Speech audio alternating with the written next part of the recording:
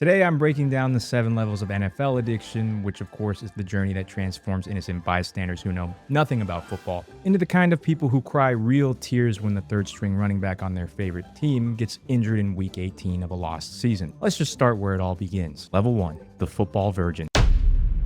Every NFL addict has an origin story, and for most of us, it starts with emotional terrorism from a family member. If you were like me, you were minding your own business as a child when your dad decided to pass down his generational trauma in the form of fandom to you. My dad literally named me after Troy Aikman and then tried to force me to watch the Cowboys, a team that's been ass for my entire life. Maybe your story's different. Maybe it was your uncle who dragged you to a freezing cold stadium in December. Or maybe it was your mom screaming at the TV during Thanksgiving dinner. Or it could even be that friend who wouldn't shut up about fantasy football until you finally caved and joined one of their leagues. The thing that ties us all together is that you didn't choose the NFL. It chose you. At this stage, you know close to nothing about football, and you're asking questions like, what's a first down? And why is it that guy keeps putting his hands underneath that other guy's butt crack before the play starts? Your friends and family are constantly trying to explain basic rules to you while simultaneously having emotional breakdowns over referee calls that you don't understand. They're screaming about holding while you're still just trying to figure out why it is that these guys are wearing pants that are way too tight. But don't worry about the rules right now because none of it matters. What's really important is that you've been exposed. The virus is in your system. Welcome to NFL fandom. Level 2, the casual fan. Something shifted. Maybe it was just one incredible play. Maybe you won your first bet. Maybe you just got tired of being the only person at the party who has literally no idea what's going on. The important thing is that now you have a team and you have people to root for. Usually, like I said, it's inherited and passed down like a genetic disease from your father, who got it from his father, and results in an endless cycle of disappointment and false hope. Or maybe you're like me and thought that you could outsmart the system. Like I said earlier, my dad tried to infect me with Cowboy fandom, but I said no. I'm going to choose my own team. And I randomly chose the Minnesota Vikings because nothing says I'm my own person like choosing a team who will also disappoint me for years to come. Either way, at this level, you've given yourself a reason to care. Whether you inherited your dad's team or rebelled against it, you're now emotionally invested in the success of millionaires who don't know you exist. You're slowly but surely starting to understand the rules of football, and you kind of get what's going on now. You're also starting to recognize big names around the league. You might even start to develop your own opinions on quarterbacks, even though those opinions are usually just whatever ESPN told you to think that week. You're no longer wondering what a touchdown is, you're just wondering why is that your team can't score one. And what might be the most important thing is that you're starting to feel real emotions during games, even though those emotions are sometimes just mostly confusion and mild frustration. At this stage, you've also probably added a few football terms to your vocabulary, and you might even use football metaphors in real life, usually incorrectly. Whether you consciously know it or not, you're starting to plan around NFL games. When someone suggests Sunday plans, a small voice whispers in the back of your head, but the game's on Sunday. In the following levels, that voice is about to get a whole lot louder. Level 3, the tipping point. This is where that casual fandom really starts to turn into full-blown addiction. There's no single moment, but suddenly you realize you've crossed a line that you can never come back from. For some, it starts with fantasy football. Just one league, you said yourself. Now you're watching the 2 worst teams in the league play on Thursday Night Football because you need 7.3 points from your flex receiver. Or maybe it was when you started playing the game yourself. I started playing Pop Warner at 10 years old, and suddenly football wasn't just something I watched, it was the only thing that I could think about. However you ended up getting to this tipping point, the symptoms are all the same. You're not just watching your team anymore, you're watching everyone.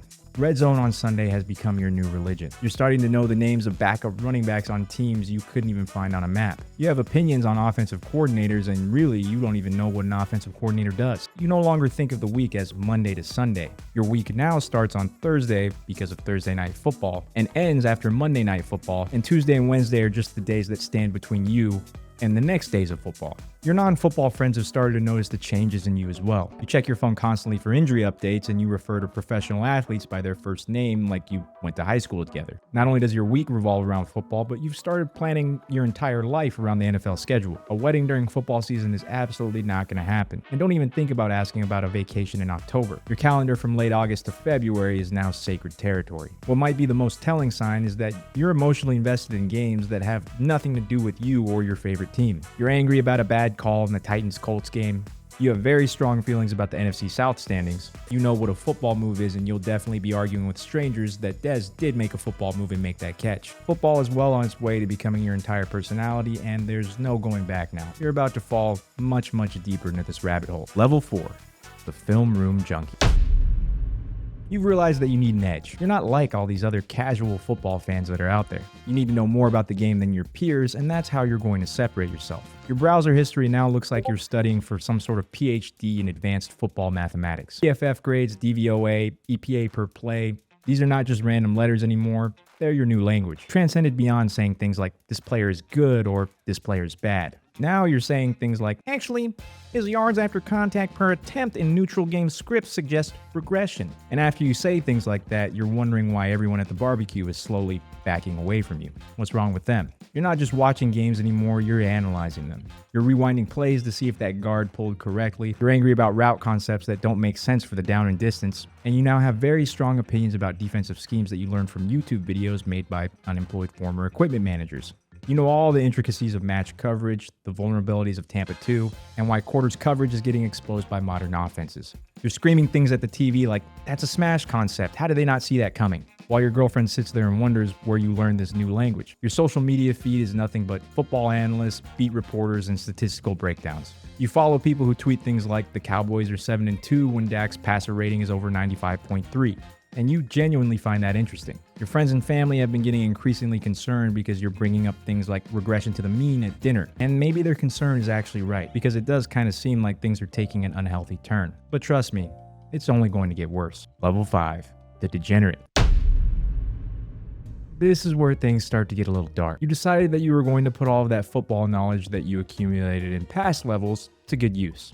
You're going to use it to make money. You've got multiple fantasy leagues, each with buy-ins that seemed pretty reasonable at the time. You're in a big money dynasty league that requires year-round attention. You're setting DFS lineups every Sunday, and you're convinced that this Sunday will be the one that you win big. And we cannot forget that you've got sports betting apps sending you deposit match bonuses that feel like free money, but somehow never are. Despite all the film study and all of the advanced stats, you're still chasing that high from that parlay that you hit that one time. You know, the one that you tell everybody about, $10 bet that you turned into $850. What you don't tell everybody is that you lost $8,500 trying to repeat it. You somehow feel like the degenerate math in your head makes sense. If I just hit this 11-team parlay, I'll finally be back to even. The fact that you even need to get back to even should be the warning sign that you need to stop, but for whatever reason, it's become motivation.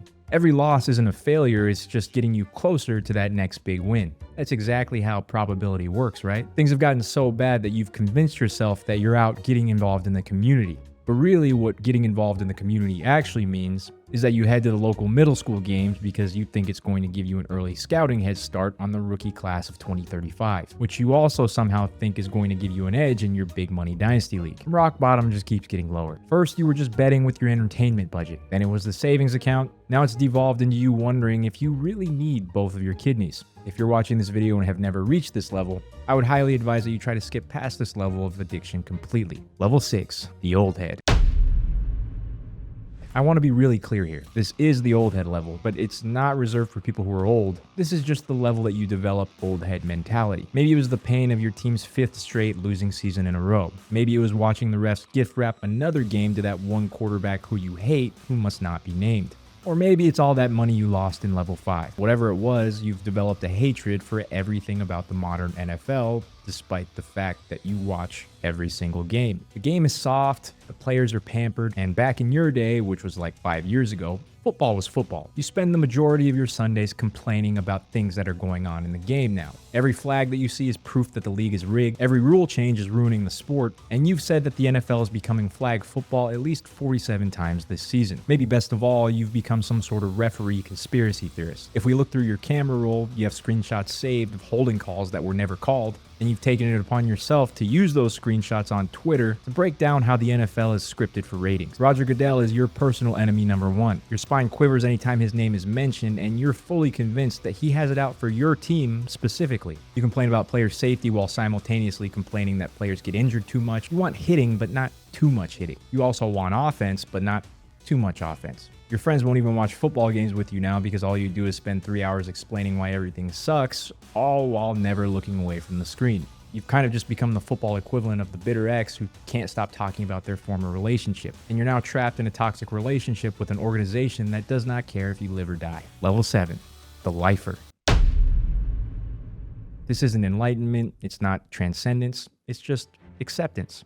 You stop getting angry when your team loses, not because you don't care, you care more than ever, but it's because you finally understand something very important. It was never about winning or losing in the first place, because you were going to watch anyways. The wins don't make you as happy as they used to, the losses don't hurt as much, and you've achieved a different kind of high. The pure, uncut addiction to football itself. You watch every single game with the same dedication, whether your team's 13-1 or 1-13. Draft picks, rebuilding years, blown calls, none of it matters anymore because you finally understand the truth. You're not watching for success or failure. You're watching because Sunday without football literally isn't Sunday. You've also infected other people with your addiction and they just accept it. Your kids know that daddy just doesn't exist on Sundays. Your spouse has either joined you or just accepted their status as a football widow. And of course, if you have kids, you've created a new generation of future addicts, passing down your team allegiance like a family heirloom. All of the big events in your life are somehow measured in football seasons. Someone brings up the year 2019 and you just say, that was the year that we went 4-12.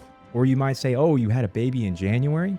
That was during our playoff run. You can remember every starting quarterback that your team's had for the past 20 years, but somehow you end up forgetting your own anniversary. You're at peace being a hopeless football addict because what else would you even be? This is who you are now, a lifer. And honestly, you wouldn't have it any other way. Welcome to the final level where winning and losing don't matter anymore. Only football matters. You'll be here forever, watching every snap, and you finally stop pretending otherwise. And yeah, that's the 7 levels of NFL addiction. If you enjoyed this video, you may enjoy one of my other videos, which I've put on screen here. Thanks for watching. Leave a like if you're feeling generous, and I will catch you all in the next one.